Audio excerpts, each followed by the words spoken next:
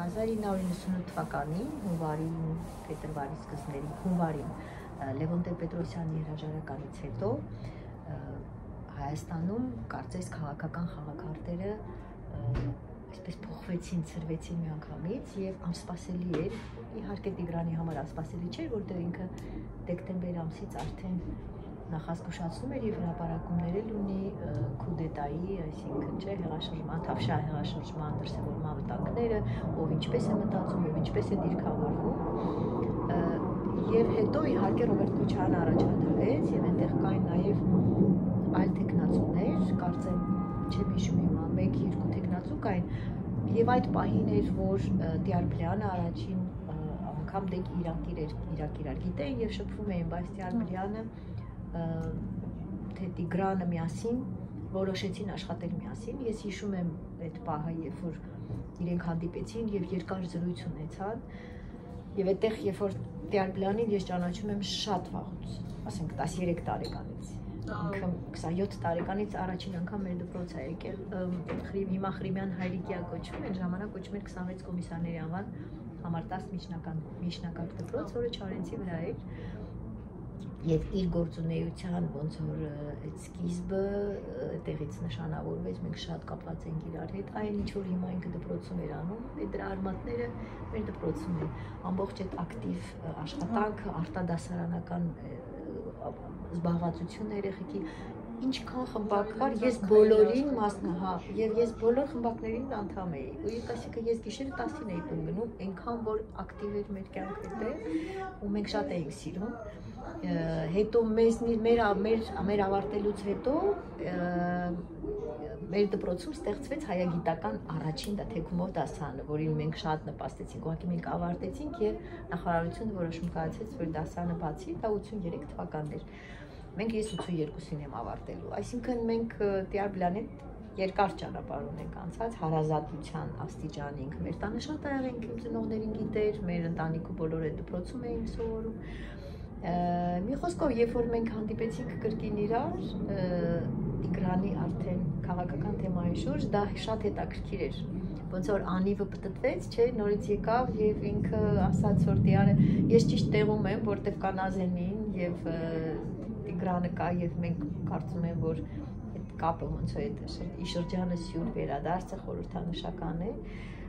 եւ որովհետեւ Տիարբլյանը ուզում էր մասնակցել նախագահական ընտրություններին խաղաղության տեսլականով, խաղաղության դիրեկտիվով, խաղաղության տեսլականով։ Եվ Տիգրանը ունի հոդվածներ, իրեն ժամանակերին ասում էր, որ հարցազրույցներից մեկում այս վերջին հատորը, որ կհրատարակվի, այդ հարցազրույցներից մեկում իրեն հարց է տալիս, իսկ ինչպես ստացվեց, որ դուք Աշոտ Բլյանի հետ համագործակցել եք սրա հետ, այս մարդկանց հետ, այս խմբի հետ, այս կուսակցության հետ, իվալի, ինչպես եկաք այդ եզրակացության, որ հիմա պետք է աշխատեք, ուզում եք աշխատել Աշոտ Բլյանի հետ, իմանալով, որ ինքը ունի այդ անցյալը, չէ, ինքը գնացել էր Բաքու, իր հետևից ինչքան, իր շուրջ մեծ աղմուկ էր բարձրացել եւ այլ, բայց Տիարբլյանը մնացել էր իր, ոնց որ Աշոտ Բլյանը իր սկզբունքների վրա էր մնացել, խաղաղության, խաղաղապաշտության եւ այլ։ Եվ Տիգրան այսպեսի մի բան է ասում, այս ժողովրդին անպայման պետք է տալ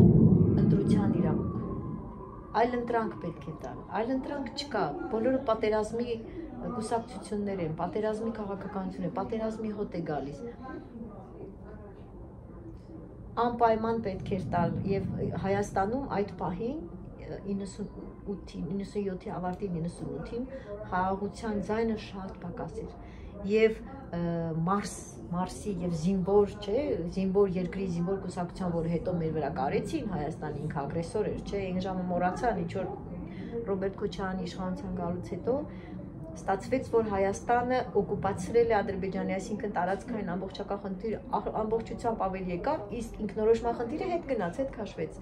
Բոլորը մոռացան դրա մասին, որը Հայաստանին ագրեսոր էին ասում, ինչու որտեվ տարածքները չէր զիջում, որտեվ Ղարաբաղը որպես բանակցող կողմ դուրս էր եկել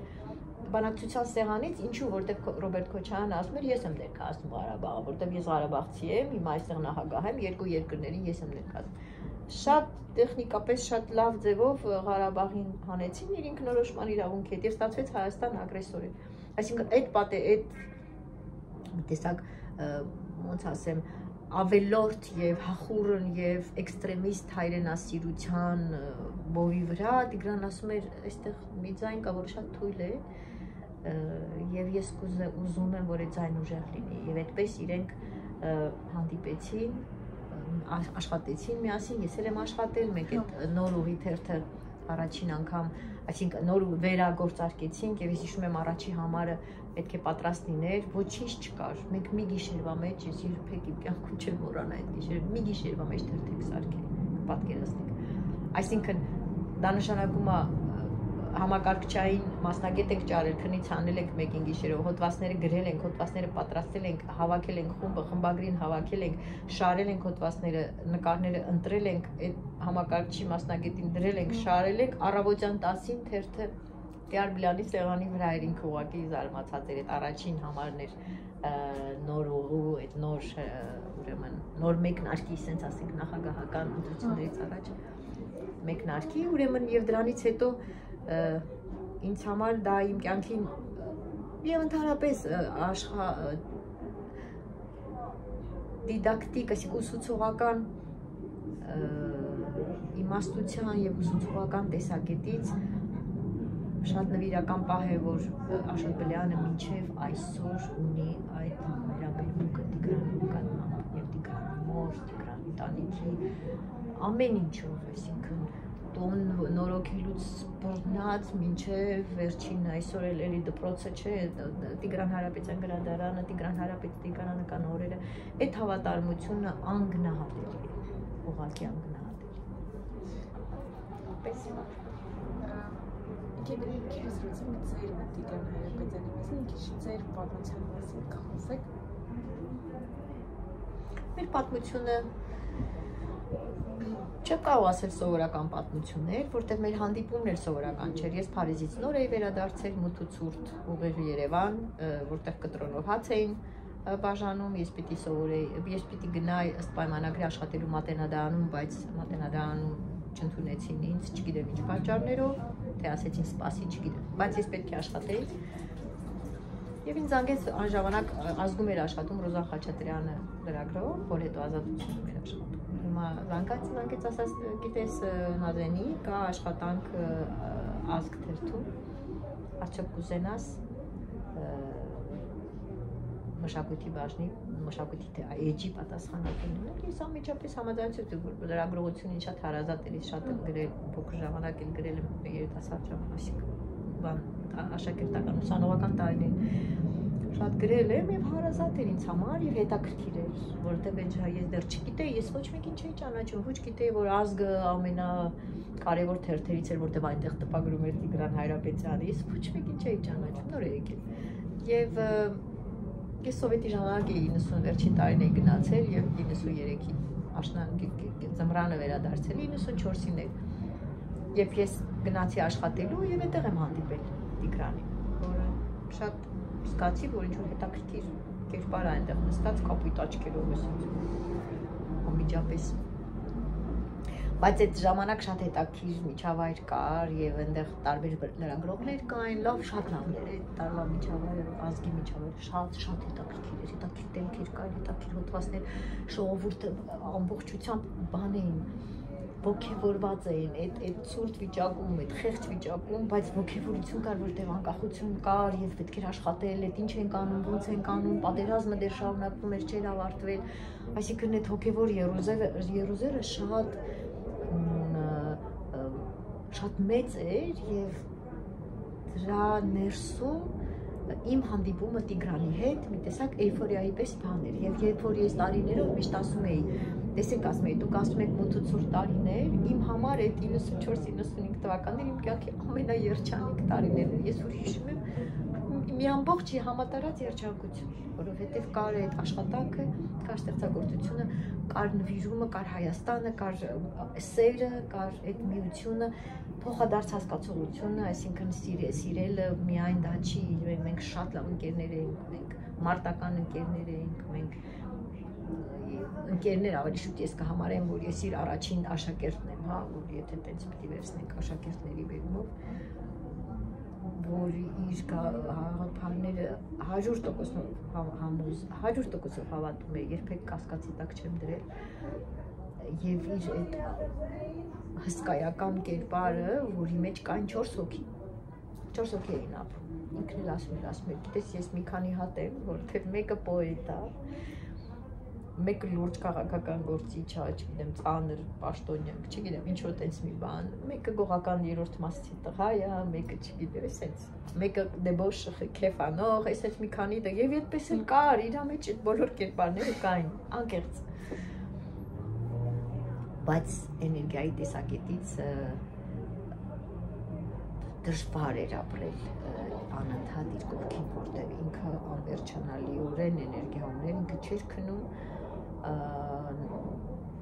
ամբողջ օրը կամ աշխատում էր, կամ գնում էր հանդիպումների, կամ քեֆ էր անում, կամ խմում էր, կամ բայց խմում էր, որ աշխատեր, ինքը միշտ ասում էր, նայեք, ասում էր, ես ալկոհոլիկ չեմ, ինձ համար այս խմիչքը աշխատանքային գործիք է։ Իսկ եթե ուրիշները խմում էին, գնում էին քնելու, քեֆ անելու կամ չգիտեմ ինչ, ինքը խմում էր, նստում էր կոմպյուտերի առաջ եւ առավոտյան ուներ 5-10 էջանոց փայլուն մի բան, վերլուծություն, փայլուն, անկասելի, անձեռակերտ, sense կարող ենք ասել։ Եվ դա իր համար ալիքի վրա մնալու ձևերից մեկն էր եւ երևի այդպիսիները երկար չեն ապրում։ Եվ ամենակարևոր բանը, որ մենք 5 տարի ենք անցկացրել միասին եւ այդ 5 տարվա մեջ ամեն օր ինքը ասում էր, որ ես պիտի գնամ, ես մեռնելու եմ, սպասում էր, ինքը 5 տարի ամեն օր ասում էր, որ ես պիտի գնամ եւ սպասում, վերջին տարին անընդհատ սպասում էր, թե դա երբ է լինելու։ Այնպես որ ծանր բան է այդ դրանով ապրելը եւ դրա կողքին ապրելը։ Բայց երևի ճիշտ էր ասում էլի, ասենք, եթե այսօր չափանիշները նայում ես, մարդը գիտեր ինչ էր անում, չէր ուզում փուր էր գնում, երբեք չորոշեց, որ երբեք չի գնալու Հայաստանից, շատ առաջարկներ ուներ, բայց երբեք ասեց, ես մնում եմ այստեղ, ես այստեղ եմ պետք եւ սա իմ երկիրն է, ինչ անեմ, որ այստեղ եմ ծնվել, ես չեմ գնա, չեմ դառնա աղբար, միշտ ասում էր։ Իսկ ինքը բացի իր մասնագիտականից, քաղաքագիտական, ոչ թե աղբար վատ իմաստով, այլ չի հասկացա։ Չեմ տարեգրվի, հա, տարագիր չեմ դառնա, էմիգրանտ չեմ դառնա, ասենց ասենք, որ ոչ մեկին չվիրավորի։ Իսկ ինքը բացի իր հիմնական ուղղություններից հասարակագիտություն, քաղաքագիտություն, այլ ուղղություններով ստեղծագործել է դուք ծանոթ եք իր։ Այո, Տիգրանը ուներ քաղաքագիտական վերլուծություններ եւ մի քանի աշխատություն սկսել էր, ուղղակի չավարտեց, մենք դրանք հրապարակել ենք, ասելով, որ այս ընդհանուր աշխատության մի մասն է եւ ունի հրապարակախոսական գործեր, որոնք հրապարակախոսություն են, այդքան վերլուծություն չեն։ Լրագրողական աշխարհում Տիգրանը նոր խոսք է բերել, Տիգրանը նոր Հայաստանի լրագրողական լեզուն կերտողն է։ Բառապաշարը, տերմինաբանությունը, ոճը, չափը, լեզվամտածողությունն այսօրվա շատ բառեր, շատ տերմինաբանություն, ժուրնալիստական լեզուն, որ օգտագործվում է, դա Տիգրանի դրած հիմքերն են։ Եվ նա ինքը վերջին առաջին տարին մենք որ հանդիպեցինք, այդ ամառ ինքը սկսեց նկարել եւ այդ 12-13 գործ ունի նկարած ու վերջ։ Այդ իր այդ բանն էր, այդ պահն էր, որ ուզում էր նկարել, ասեց ես ուզում եմ ջրաներկ եմ ուզում, ես էլ գնեցի այդ թուղթը ջրաներկ եւ այլն եւ այն ինչ որ գրադարանում կա, այդ իր որ ես հետո նվիրել եմ գրադարանում։ Ուրեմն իր այդ ամառվա 94 թվականի ամառվա բոլորը ստեղծագործել են, որից հետո ինքը երբեք չնկարեց։ Իսկ վերջին տարին 98 թվականին,